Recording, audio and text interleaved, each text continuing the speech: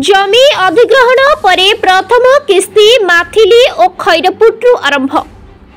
Rail रे बसिबे मालकानगिरीवासी। Rail गड़ब आउ train Asib Malkangiri को। दीर्घ दिनर स्वप्न सफल हेबाकु जाउछि।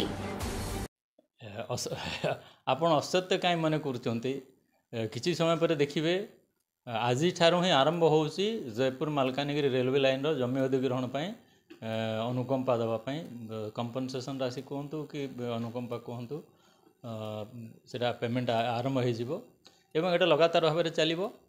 तेणु ए आउ संदेह न रहू मालकानगिरीवासी केवल नुहति नवरंगपुर ठारू नहीं जूनागढ़ पर्यंत भद्राचलम पर्यंत जोड़िकी आगामी दिन में यू आमर भाई भाई मैंने बसिकी सीधा सड़क चेन्नई बेंगलोर हैदराबाद बम्बे दिल्ली कलिकता जापर।